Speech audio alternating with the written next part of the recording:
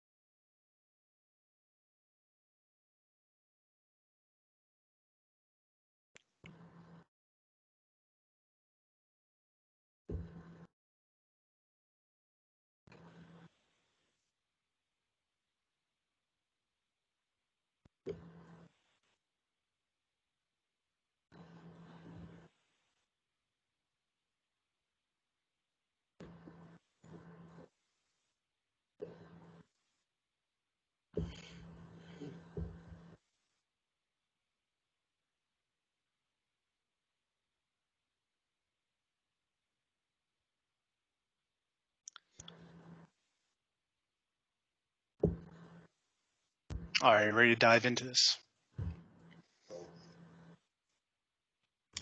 Go for it. All right, welcome everyone. My name is James Deeney. I am this year's chair for SEI Philly. Please take a moment to review this slide. As with any virtual meeting, whether it's Teams, Zoom, or WebEx, please remember to keep yourself on mute.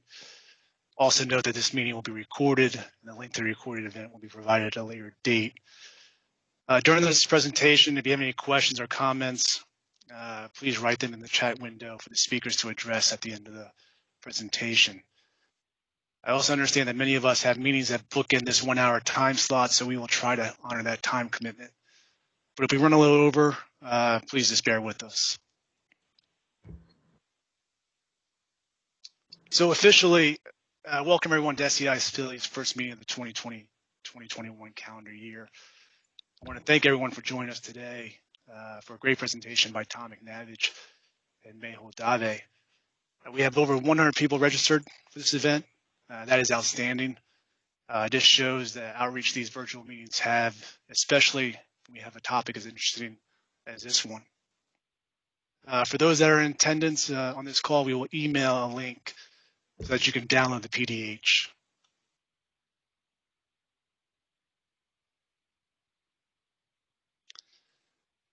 But before we start the presentation, let me take a moment to reach out to those in attendance and ask for support for our scholarship fund. We have been fortunate enough to have been able to provide up to $3,000 in scholarships per year for the past 3 years. Now, this has been funded in part through our revenue generated at our in-person technical dinner meetings that we have typically held at the Valley Forge Casino. But given the current state of affairs with the COVID-19 pandemic, we foresee a shortfall in that revenue. So please help us make a difference in the lives of qualified full-time students who are working towards a BS or master's degree in civil engineering with the intent of pursuing a career in the field of structural engineering. Donations can be made to our Venmo account at SEI Philly. Before I introduce Tom and Mehul, I do want to recognize this year's board. They are myself, James Deeney as chair, James Greco as vice chair, Jack Cardinal as treasurer, Nikki Eno as secretary, Keith Merle as program director, Michael Urban as director of public relations, Colin Drager as deputy director of public relations, and Dan Cush as our past chair.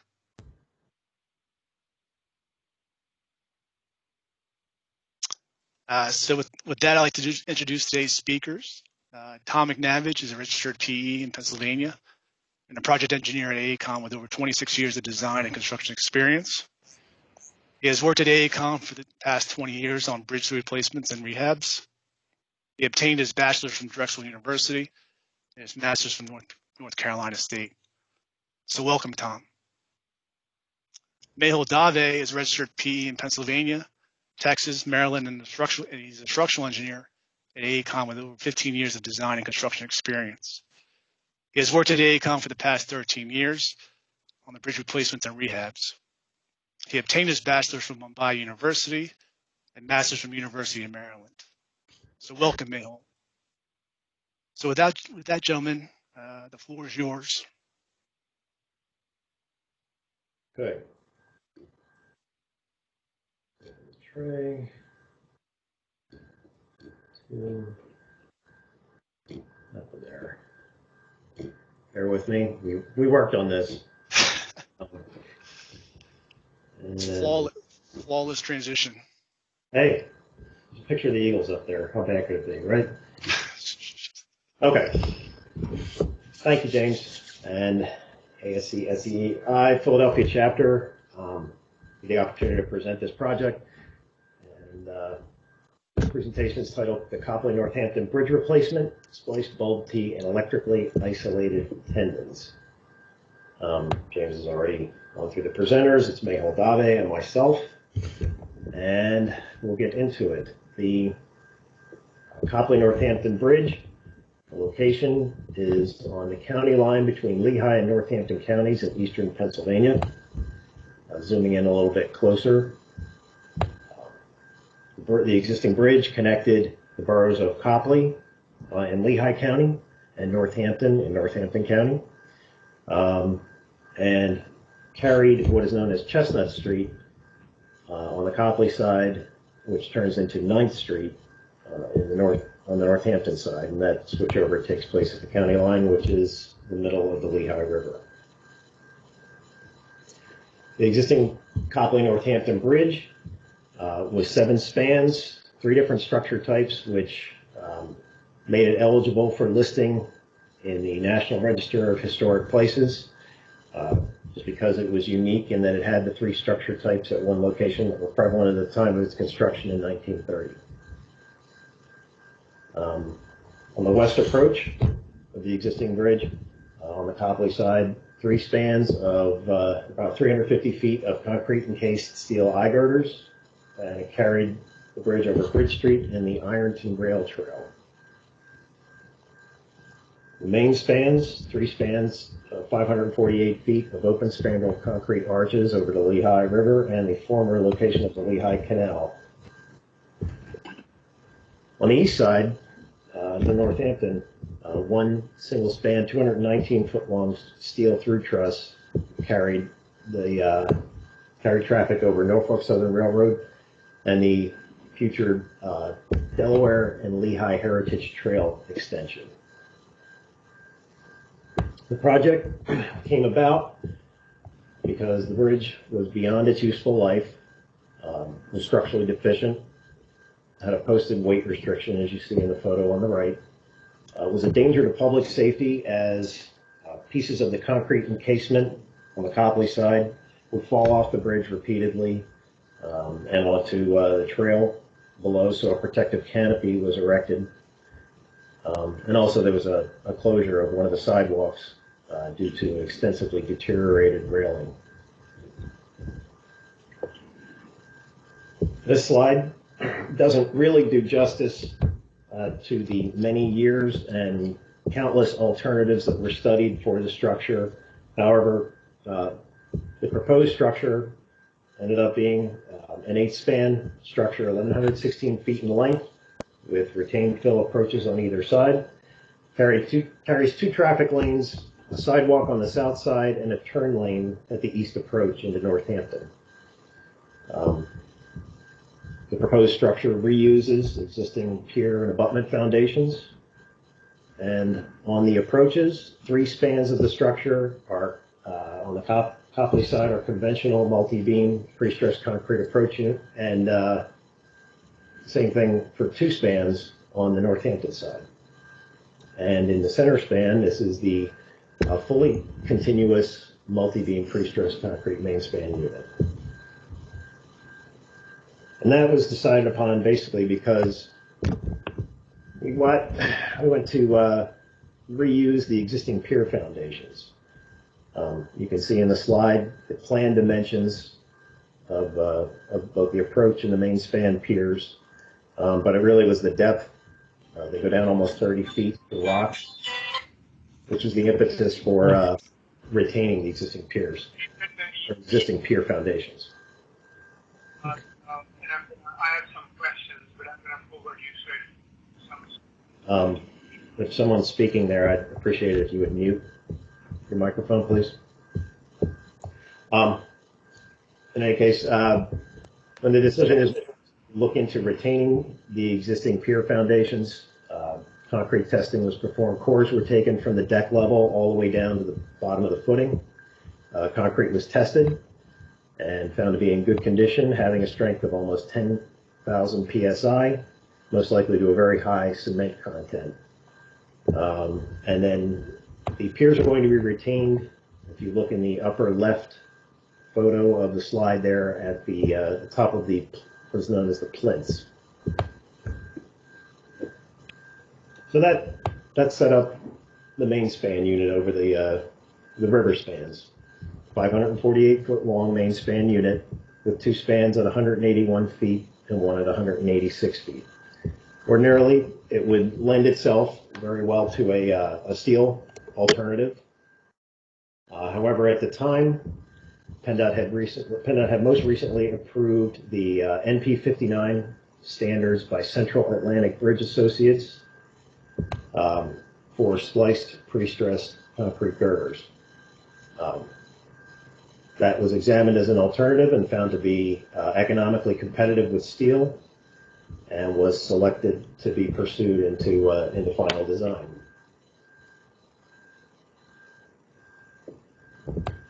So one of the main things we had to look at when we decided we were going to go with spliced pre-stressed concrete girders was what were the parameters for our segment lengths and depths.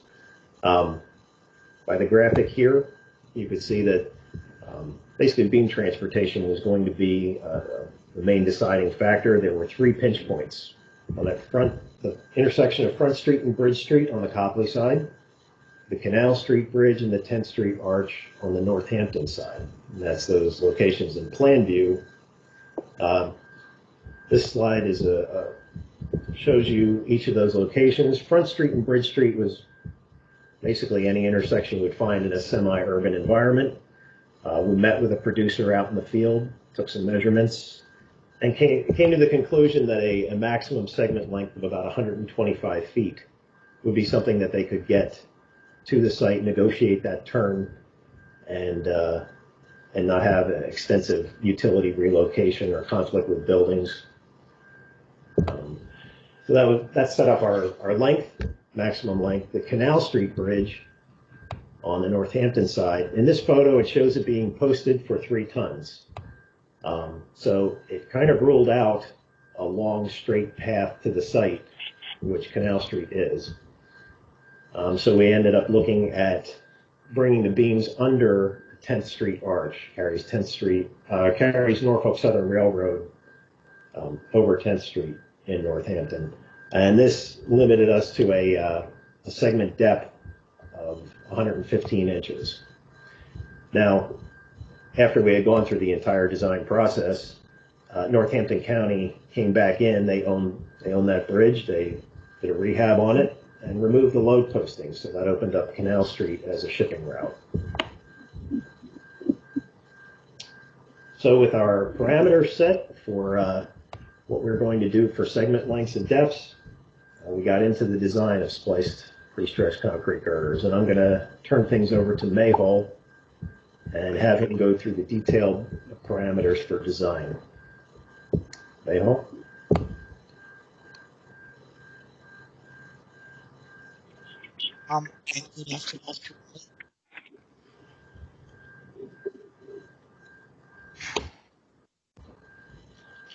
I will briefly speak about our design methodology, discuss some of our details, and talk about some of the challenges we faced during design.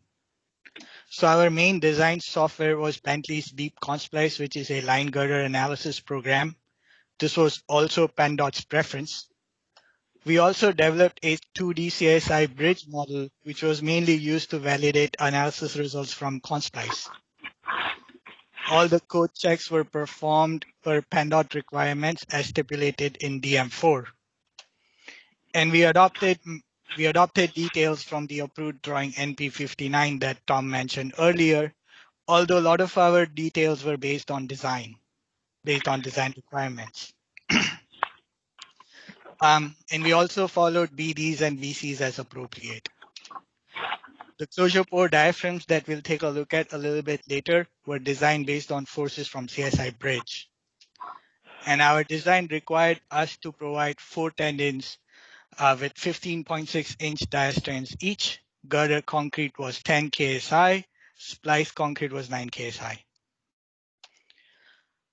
Taking a quick look at our framing plan, since we had decided to reuse the existing substructure units, that meant that the first 3 piers were skewed while the last pier was normal to the bridge. So this is how the existing substructure units were laid out, and we kind of had to follow that geometry. We also needed to accommodate a deck variation in span 3 of the bridge or of the main span unit as the deck became wider to accommodate for a turn lane. So what that meant was that not only our beams are splayed, but each beam is unique and it required a unique design and analysis. We decided to use PA bulk tees with narrower top flange so that we could install scuppers at some of these pinch locations. So we used 36-inch wide top flange, which was later revised to 36.5-inch. That was really driven by fit requirements for scuppers. So now this only shows the main span. We also have west approach spans and east approach spans, like Tom mentioned before, which are conventional pre-stressed concrete made continuous for live load. Only the main spans are post-tensioned. Each of our girder segments were designed to be made up of 7 segments. We have haunch segments at the interior piers, which are 115-inch deep at pier locations, and constant depth segments are 79 inches deep. In order to economize fabrication, we kept all our haunch segments for all girders and at both pier locations to be identical. And the variation in lengths and spans was taken up by constant depth segments. Note that we had added splices in span 1 and span 3 of this unit, mainly to reduce the length of these segments based on transportation constraints that Tom went over earlier. During construction, though, the contractor chose to eliminate those splices and use longer segments instead. So these our design was 7 segments which were post-tensioned together to form a continuous beam line. This shows details of our closure pore diaphragms and splices. The splices are 1 feet wide, which is in conformance with the approved drawing NP59. And we also have closure pore diaphragms there. So these closure pore diaphragms have some key functions. They provide brace points to the segments, which increases their stability during post-tensioning operations, but they also provide space for placement of concrete and thereby improves the consolidation and confinement of concrete. The precast segments were detailed with inserts at closure pore locations so that reinforcement in the diaphragm can be developed. However, these inserts were later on replaced by sleeves by the precasters. We also provided steel cross frames at mid-lengths of constant depth segments. These were detailed based on PennDOT's standard drawing BC 770M. Note that we have 2 unique details for these cross frames based on their location along the length of the beams so as to avoid conflict with post-tensioning tendons. The end blocks for the girders were designed using stud and tie models, and the concrete end diaphragm was detailed based on PennDOT's bridge standard BD 655M. The pier blocks were mainly detailed based on PennDOT's approved drawing NP59, and pier diaphragms were detailed similar to bridge design standard BD 664M. We also provided inserts at pier blocks so that the pier diaphragms could be developed. For the bearings, we had designed them to be pot bearings per BD 613M, but we provided a longer sole plate and embedded plate so as to accommodate anticipated long-term creep movements. These bearings were also designed to be initially offset such that they would counteract the movement anticipated from post-tensioning operations. So we provided two tables of offset. One table directed the contractor to offset these bearings initially based on ambient temperature, and a second table gave direction to offset these bearings for anticipated post-tensioning movements. A quick note, these bearings were later on replaced by disc bearings during construction. So we knew, based on our initial analysis, we knew we needed 4 tendons with 15.6-inch diameter strands in each one of them. And this required us to increase the web thickness from 8-inch, which is a standard for PennDOT belt tees, to 8.5-inch. Consequently, the widths of top and bottom flanges were also increased by 1/2 inch. So this increase was necessary to meet ASTO requirement that duct diameter cannot be more than 0.4 times the web thickness. The size of the duct that we anticipated using in this project was based on available products and with close coordination with PT suppliers, specifically DSI. The tendon profile was a result of a number of revisions and refinements during design process. But generally speaking, we have a section of linear profile at the bottom near maximum positive moment regions, a linear profile at top near negative moment regions, and these linear segments are connected by a series of parabolas. The extent of these parabolas and linear segments were updated a few times as design progressed. The offset of these standards at the ends were based on the space required for post-tensioning hardware, which was also closely coordinated with DSI in initial phases. So besides the four post-tensioning tendons, the horn segment also needed pre-stressing strands in the top flange. Pre-stressing strands in the bottom were mainly required for storage and transportation. And we also needed to make the bottom flange thicker. If we had maintained the standard 9-inch thickness for the bottom flange, which is standard for PennDOT belt tees, the compression block C resisting negative moment would have extended into the web of the beam, which would mean that the lever arm of resisting moment would substantially reduce, and this would result in an uneconomic design. This is why we decided to increase the thickness of bottom flange to 2 foot 3 inch near the pier. So essentially, our horn segment was divided into 3 distinct sections. The first section is a constant depth section, which basically consists of the pier block. Second section is a constant web section, where bottom flange thickness varies from 2 foot 3 to standard 9 inch. And a third section is a constant flange section, where the web depth varies to form the horn segment.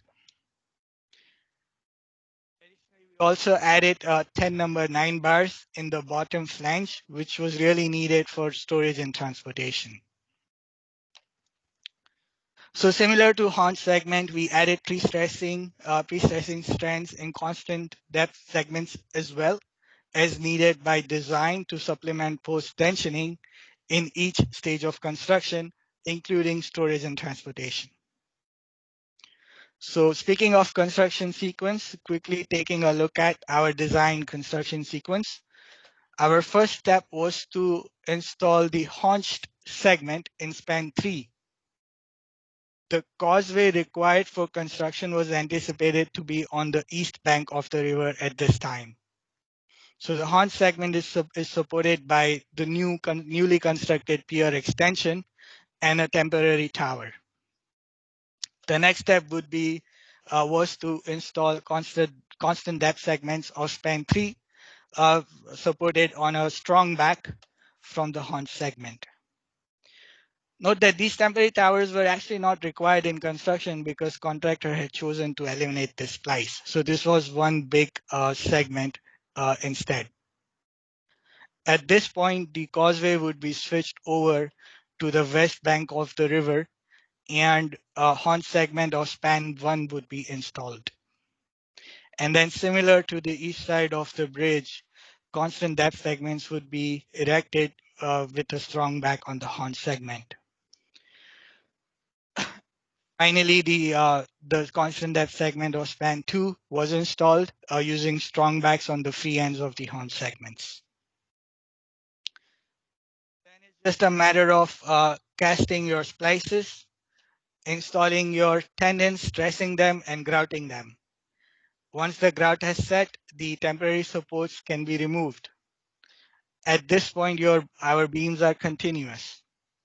And then you would be able to pour the deck, let the deck cure, cast the barrier and sidewalk, at which point the bridge can be open to traffic. For design purposes, a stage is introduced 10,000 days later to account for long-term effects of creep, shrinkage, and losses. And the future wearing surface is added at the end of that stage. So this basically makes our 13 stages for the analysis. Taking a quick look at the differences between ASHTO and DM4, PennDOT's DM4. For negative moment regions, ASHTO requires them to be designed for 90% of two trucks and lane, while DM4 removes that reduction. They require negative moment regions to be designed for 100% of two trucks and lane.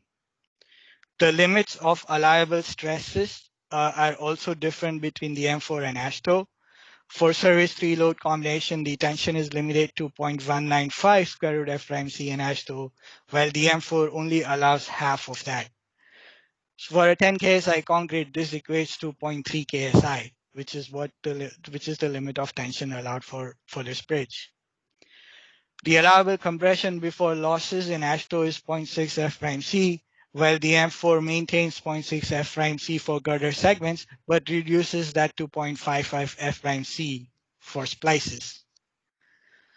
Allowable compression after losses is also different between ASHTO and DM4.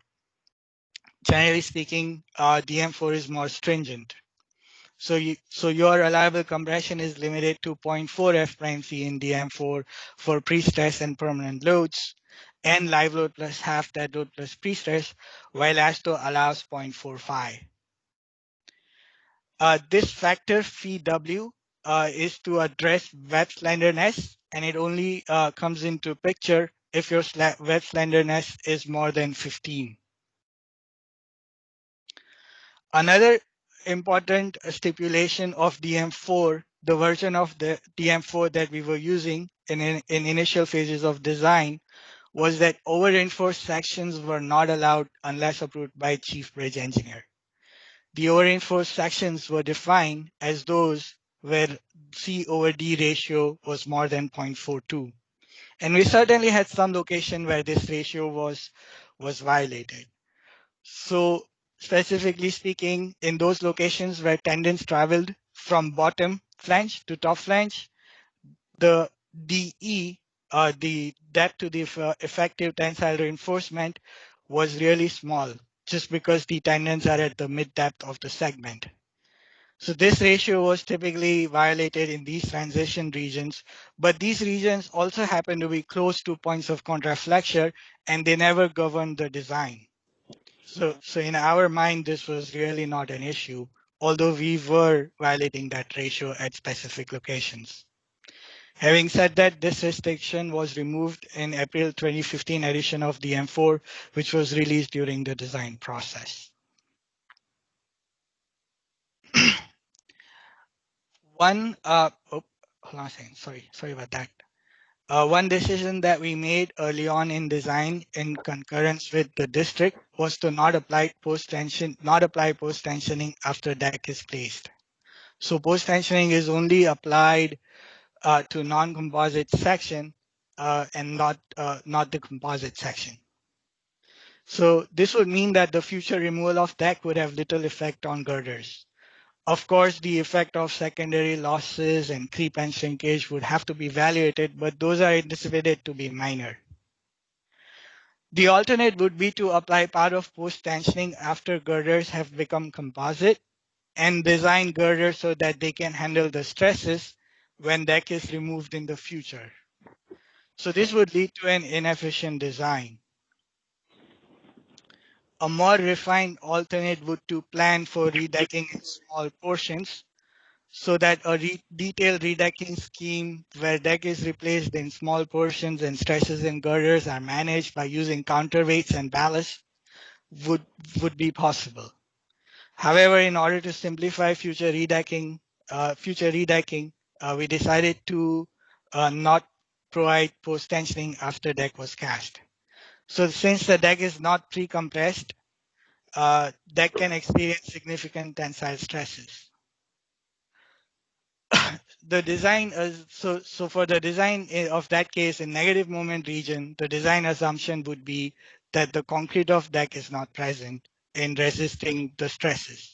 So in order to compute your section properties where you see cracking of concrete, the concrete would be ignored and only the steel reinforcement of the deck would be included in your section properties. So this is very similar to a standard typical steel girder bridge. But in order to account for this condition, we developed spliced girder runs where deck properties representing the transform area of steel was provided at that locations.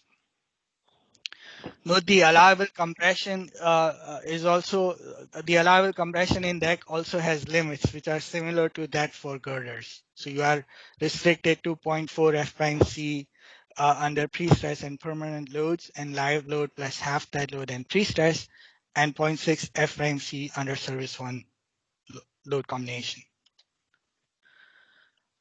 Taking a quick look at our cross section, like we said before, the deck varies in span 3 to accommodate a turn lane.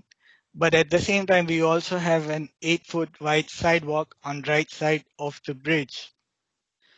A typical PennDOT software like PSLRFD would design these beams B19 and B20 with and without sidewalk.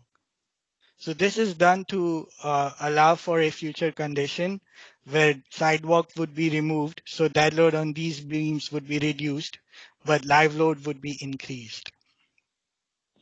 So in order to replicate a typical PennDOT analysis program, we designed these beams with and without sidewalk. So now we have all our design runs. We needed 5 distinct design runs for 5 distinct girders.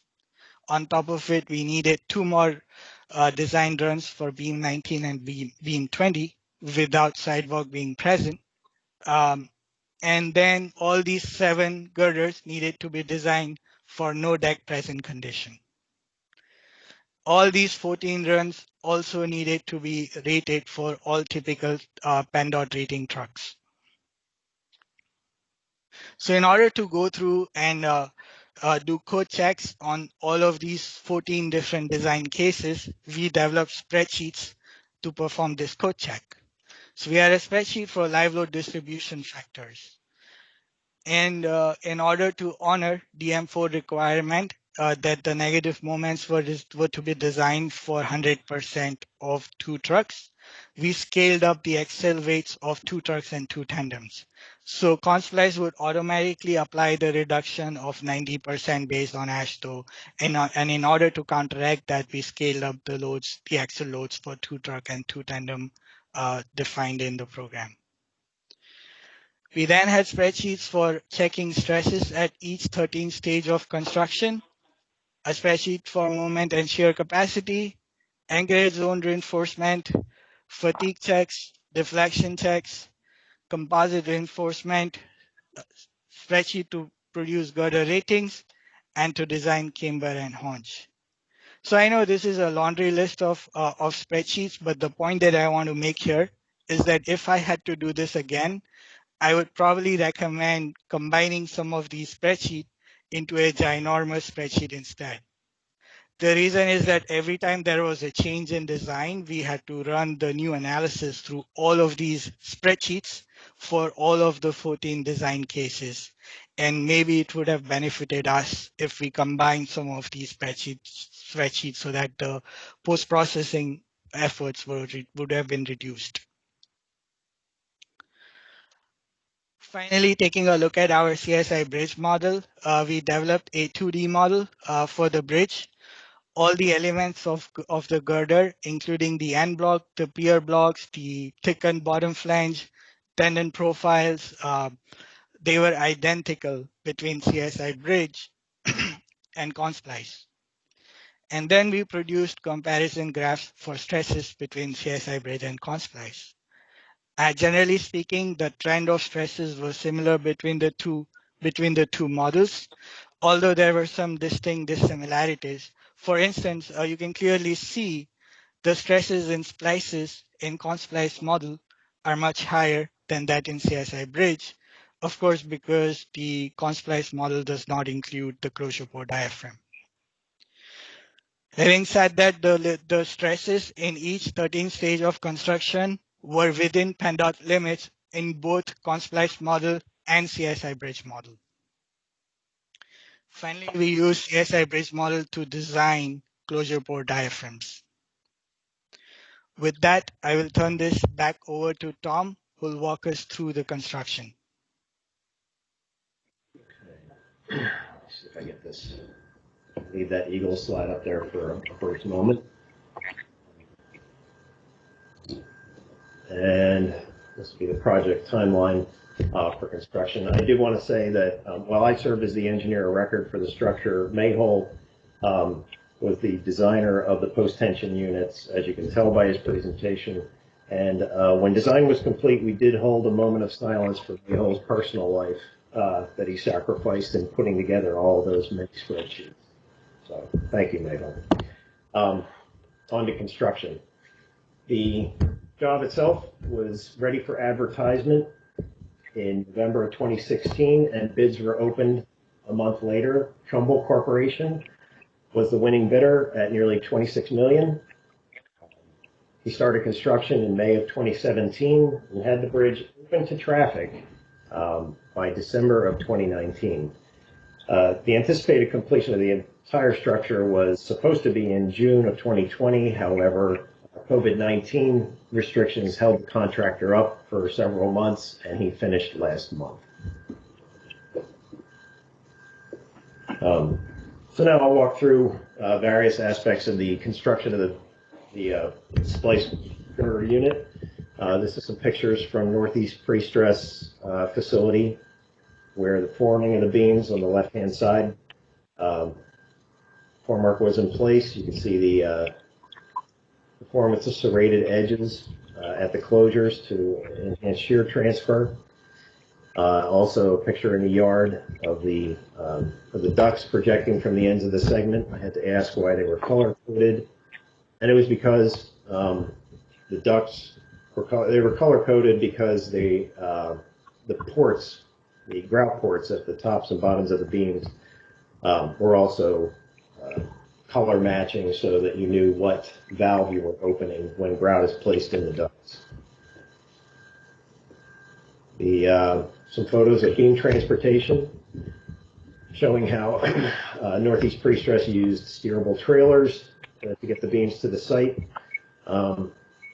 Contractor was able to make use. You can see that's a picture on the left is the Canal Street Bridge, where he's bringing the segments across there.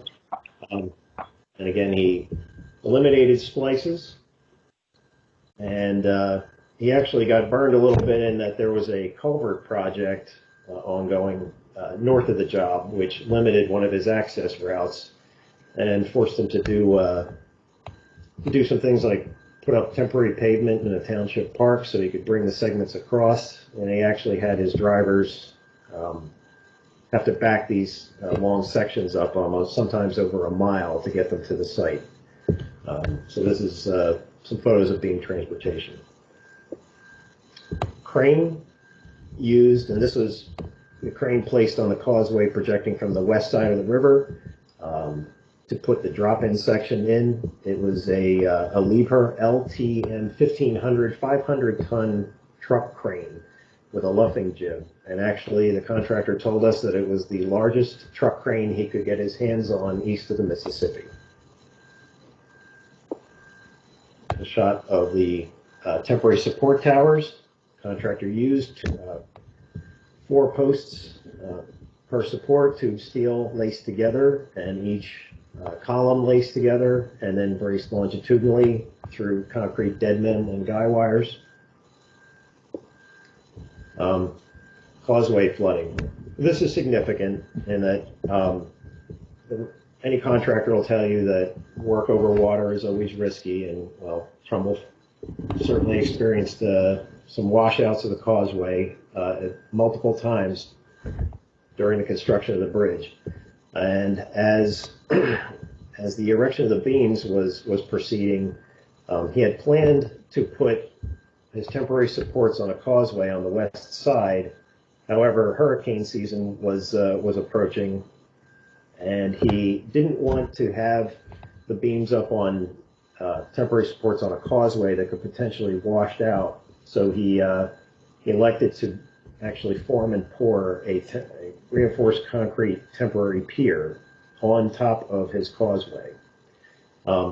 This is just a bit of a lesson that we learned in that, well, when you erect steel girders and you bolt them up, they are, and with some additional bracing, they are essentially effective immediately. With spliced pre-stressed concrete girders, it could be, I would say, between 4 to 6 weeks until the segments are completely effective after closure pour, ducts are spliced, closure pours poured, and strands placed and stressed and grouted until the beams become completely effective. So the timing of this was unfortunate on the part of the contractor in that he was afraid that hurricane season would cause a washout, so he built a temporary pier at his own cost. But just a lesson that we had all learned, essentially.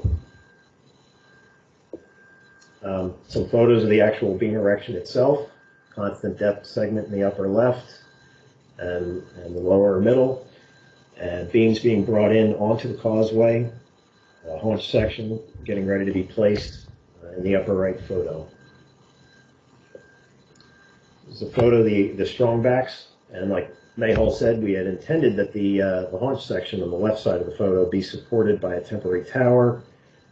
Due to space requirements, the contractor flipped that and put the support underneath a constant depth segment, which ended up causing a little bit of an alignment problem in the ducts themselves as the segments came together. The haunch segment tended to tip upward a little bit and throw the alignment of the ducts out of tolerance. This was resolved by shimming the constant depth sections upward to bring the ducts into alignment so that they could be spliced. It's a photo of the drop-in, making use of strong backs on the free ends of the haunch segments so that no temporary supports had to be erected in the river where there was no causeway, obviously. So this is just a photo of that. The splices themselves, prior to placement of rebar and concrete, showing how the ducts got spliced. And this is a photo of the worker placing the red coupler over the ends of the plastic ducts. The yellow boots had heat-activated adhesive, which he would then take a heat gun and basically heat shrink the boots to do an airtight seal on the ducts. In the contract, as standard practice, we had asked that the contractor build a mock-up of an entire tendon so that he could show that his grouting procedures could completely fill the ducts. As part of this mock-up, it had to mimic the profile of a tendon, so he built a 540-foot long tendon made out of black PVC, and in places of interest, clear PVC was used, and he ran strands in the duct, not stress, of course, and placed his grout. And there were a few instances where there were some air spaces where the duct wasn't completely filled, and he made the appropriate adjustments to his grouting procedures to take care of that. There's some photos of strand installation as the strands are pulled through the beams and then they're being prepped for stressing. in the stressing operation itself with the ram that pulled each tendon to 600, tensioned each tendon to 660 kips. And the tensioning was done from both sides. There would be a pull on one end, and then the ram would get moved to the other end and stress the tendon to the remaining required elongation. One thing I'll say about this that we learned was the size of a stressing ram is rather large, and the photo on the right shows the stressing ram where there could have been a conflict with pedestal rebar. Is that at this particular location, the conventional pre-stress units were going to sit on pedestals. They were shallower in depth, so there's a buildup of concrete, and these stirrups projecting out of the top of the pier cap, we had to put in sleeves so that they could install the rebar post-stressing, just because of the conflict with the ram. Some photos of the grouting operation, bagged, mixed, and placed in the contractor's grouting apparatus on the ground, and then pumped upward and connected to each tendon tube. Now I'll get into a little bit about electrically isolated tendons. I'd say early on in construction, the FHWA came to the project staff and asked to make the Coplay-Northampton Bridge a demonstration project for the use of electrically isolated tendons. And the first thought is, okay, you're going to use cathodic protection here to protect the tendons. No, it has nothing to do with cathodic protection. What it is insurance that the tendons themselves in the tubes are completely encapsulated in grout. And that assurance comes about from the measurement of electrical resistance, in which some hardware was changed on one tendon per beam. The Anchorage hardware was changed for the EIT system versus conventional Anchorage hardware. And what this additional hardware or unique hardware allowed you to do was essentially connect the positive lead of a multimeter to the end of the tendon. And then within the beam itself, if you see on the right side of the photo, the rebar within the beam itself was all continuous. Used copper tie wire to tie stirrups to additional pre-stressing strands provided by Northeast, which were not contributing to load carrying capacity, but to serve as a negative return, so that electrical resistance could be measured throughout the beam. What you would do then is connect your leads to both the end of the tendon and the pre-stressing strand, and try to measure resistance, which had to be a calculated value of 300 ohms based on the length of the beam and the size of the duct. And if you achieved that resistance, you had complete encapsulation of the tendon. Sorry, because I moved something there. My apologies. The actual tests were performed. The EIT tests were performed both pre-grouting, immediately at post-grout, several days after grouting, and then long-term monitoring has been ongoing ever since. Initially, one of the tendons on one of the beams seemed to have fallen short, but in giving time for consolidation with grout, some of the longer-term measurements that have been made have shown that the required resistance values have been obtained. And there is long-term monitoring being done by Lehigh University of the EIT system. And what the contractor put in place was a means to connect both the pre-stressing strands projecting from the ends of the beams and the EIT Anchorage hardware, and run those leads down the face of the pier, down the face of a column, to an electrical box at a height where it hopefully can't be vandalized, and someone comes out, puts a ladder up, gets on top of the plinth, gets on top of the ladder, opens the box, and does his multimeter readings for electrical resistance. And I'm not really sure on these specifics of the long-term monitoring, how long it's supposed to take place, but I assume it's basically indefinitely. Finally, end Anchorage Grouting of the Tendons. We had borrowed this from Florida DOT, which required 3 levels of protection for post-tensioning tendons. One being complete encapsulation and grout of the tendons themselves, the use of plastic ducts in lieu of metal, and the filling of the anchorage pockets at the ends of the beams with a water-resistant grout. And what that ended up being was magnesium ammonium phosphate concrete, which sounds complicated, but it's actually an off-the-shelf item produced by master builders. At least that's the one that the contractor used. And he filled that pocket upon completion of the entire post-tensioning operation. As Mayhole mentioned before, we did supply offsets for the bearings to the contractor. However, they did not weld the sole plate to the embedded plate underneath, and some adjustments were needed to put the plate in its proper place. And one thing we learned was that we do need to provide essentially an expansion bearing reset item in the contract in the future should we use this structure type again.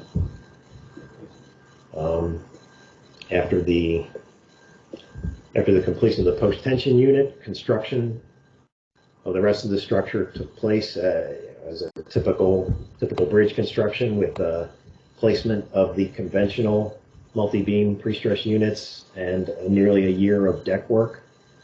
And this is just an aerial photo looking south of the completed bridge. The question has come up, is that a causeway that the contractor left in the river? And actually, no, that's actually a recent washout from the Hockendakwa Creek on the lower left side of the photo, where the recent tropical storm that came through washed a lot of rock down and into the river. It actually projected halfway across the river. And then there was a dam release on the Lehigh River, which pushed the rock further downstream. Eventually, I think it's thought that this is all going to just make its way over to the east side of the river. But this is an aerial photo of the completed structure. And with that, Mayhole and I would like to thank ASCE SEI Philadelphia chapter for the opportunity to present this, and we also want to thank the FHWA, PennDOT, Lehigh County, Northampton County, our sub Dawood, contractor Trumbull, and Northeast Pre-Stress for the opportunity to work on such a fantastic project. So thank you, and I'll turn this back over to James Deeney. I think he has some things to present very quickly, and if there's any time, we can take a few questions. James? Thanks. Oh, sorry. Thanks, Tom.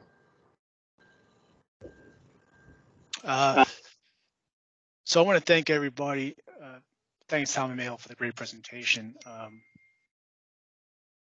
I'm just, one second, let me just turn my video back on.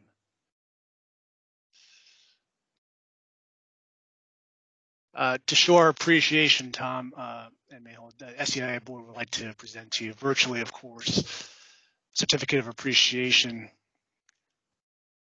and a pint glass of the SEI logo. We'll find a way to get these gifts to you, hopefully in the near future. Just a quick announcement for next month's meeting. Our next month's meeting will be obviously in October. We're still working on the date, but the topic is the rehabilitation of the historic Penn Street Bridge, and that's going to be presented by Gant Fleming. Again, looking forward to another great presentation, and this will be another lunchtime virtual event.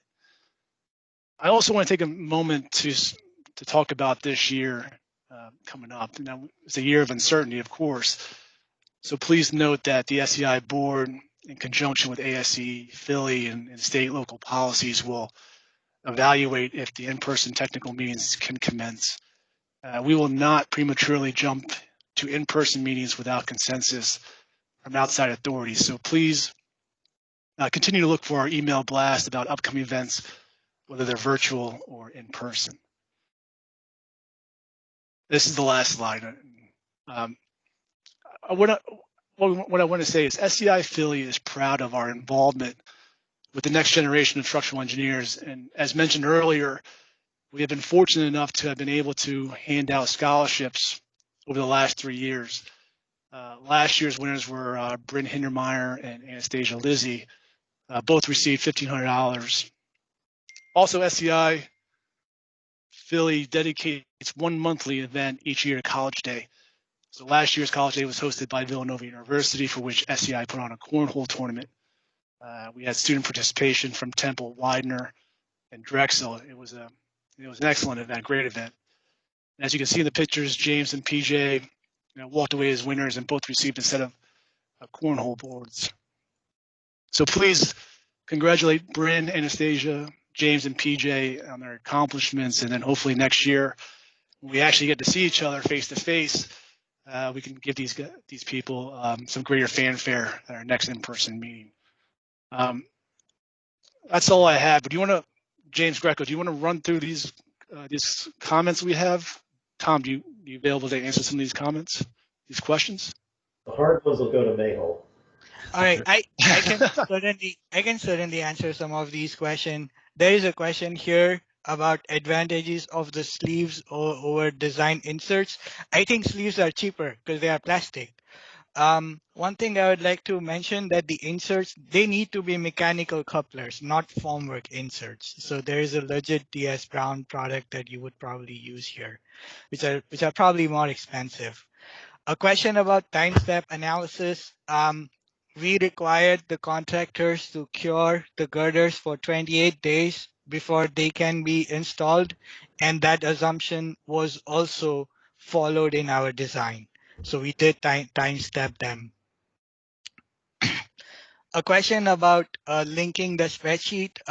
This is subjective. I'm personally not a huge fan of linked spreadsheets.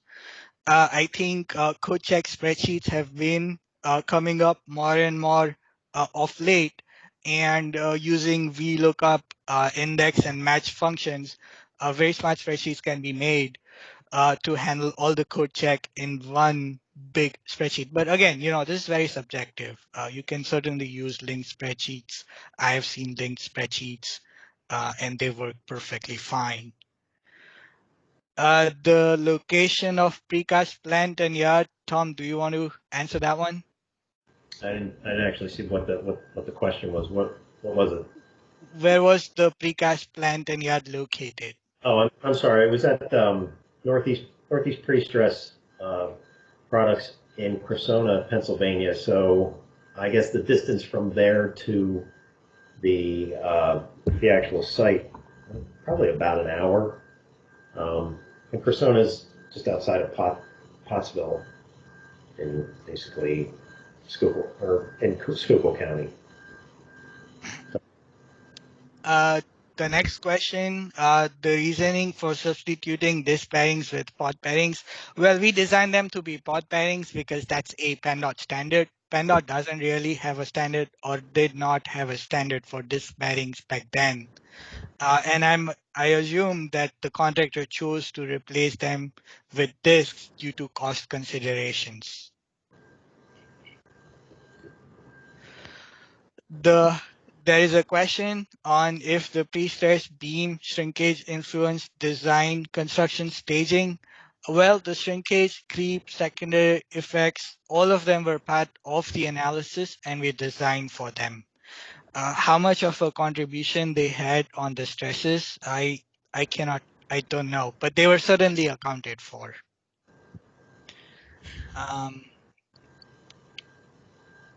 Tom, if you want to take the next question, who was the CMCI on the project? Who was it? It was Pannoni was the lead as far as the CM went. Okay. And is there an ECMS number available for this project to view plans? Let me quickly try to find, I think it's 16104. I believe the ECMS number is 16104. So, did that come across? Is that it for questions, or? I think so, Tom.